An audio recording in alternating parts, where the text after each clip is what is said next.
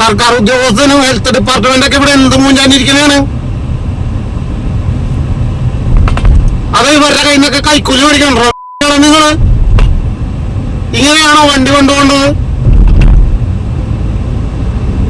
എന്നിട്ട് ഇത് കുടിക്കുക, എന്നിട്ട് അത് വെച്ചിട്ട് അസുഖങ്ങളും ക്യാൻസറും മറ്റതും മറിച്ചതെന്നൊക്കെ പറഞ്ഞ് ബാക്കിയുള്ള ജീവിതം ഹോസ്പിറ്റലിൽ പോയി കിടക്കുക.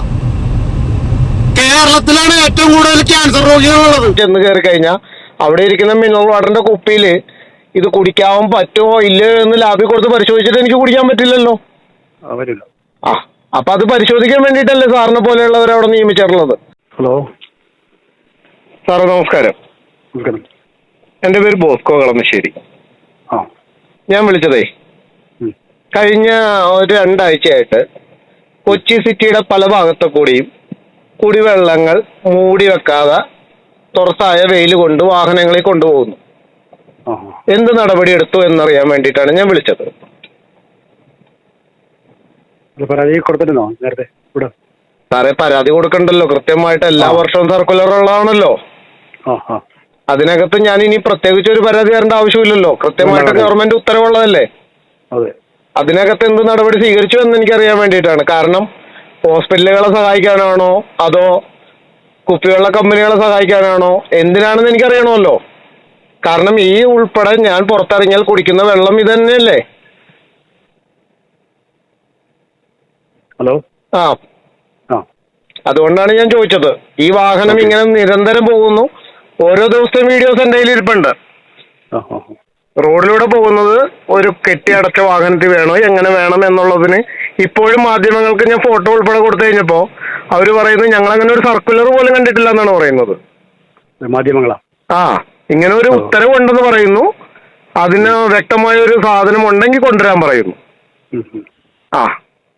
എനിക്കറിയേണ്ടത് ഇത് നിങ്ങൾ വാഹന പരിശോധന നടത്താൻ പോലീസിന് ഇങ്ങനെ വാഹനം ഇതിങ്ങനെ കൊണ്ടുപോകുമ്പോൾ പിടിച്ചെടുക്കണമെന്ന് പോലീസിന് നിർദ്ദേശം കൊടുത്തിട്ടുണ്ടോ, അല്ലെങ്കിൽ MVD ഉദ്യോഗസ്ഥർക്ക് നിർദ്ദേശം കൊടുത്തിട്ടുണ്ടോ, അതോ നിങ്ങൾ തന്നെ റോഡിലിറങ്ങി പരിശോധിക്കുവാണോ എന്നറിയാൻ വേണ്ടിയിട്ടാണ് ഞാൻ വിളിച്ചത്.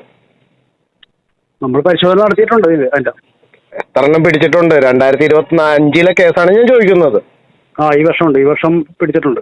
എത്ര എണ്ണം നോക്കണം. എനിക്കറിയേണ്ടത് ഇത് കണ്ടിന്യൂസ് ആണ്. ഇന്നലെ ഞാൻ കണ്ടു, കഴിഞ്ഞ ദിവസം ഞാനാണ് ഇത് വാർത്ത ചെയ്തത്. ഞാൻ എടപ്പള്ളിയിലാണ് വാർത്ത ചെയ്തത്.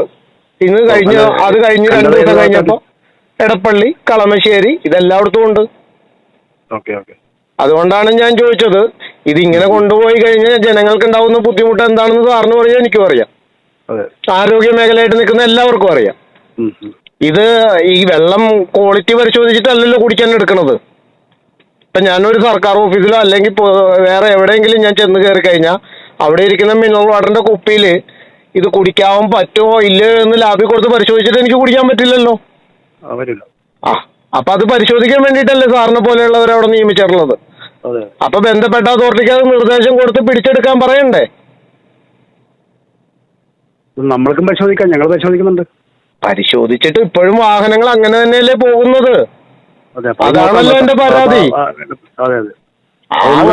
ഇപ്പോഴും ഈ വാഹനങ്ങൾ ഇങ്ങനെ തന്നെ പോകുന്നു. അതുകൊണ്ടാണ് ഞാൻ പറഞ്ഞത് ബന്ധപ്പെട്ട അതോറിറ്റിക്ക് ട്രാൻസ്ഫർ ചെയ്യണം, പിടിച്ചെടുത്ത് നിങ്ങളോ ഓഫീസിൽ സബ്മിറ്റ് ചെയ്യാൻ പറയണം. ഇപ്പൊ മാലിന്യം പിടിച്ചെടുക്കാൻ പറഞ്ഞേക്കണത് പോലീസിന് നിർദ്ദേശം കൊടുത്തിട്ടില്ലേ? 6 മണിക്ക് ശേഷം വാഹനങ്ങൾ, മണ്ണടിക്കുന്ന വാഹനങ്ങൾ, ഹെവി ടോറസ് ലോറികളോ ടിപ്പർ ലോറികളോ റോഡിലൂടെ പാഞ്ഞു കഴിഞ്ഞാൽ പിടിച്ചെടുത്ത് ബന്ധപ്പെട്ട അതോറിറ്റിക്ക് ട്രാൻസ്ഫർ ചെയ്യാൻ പറഞ്ഞേക്കണ പോലീസിനല്ലേ?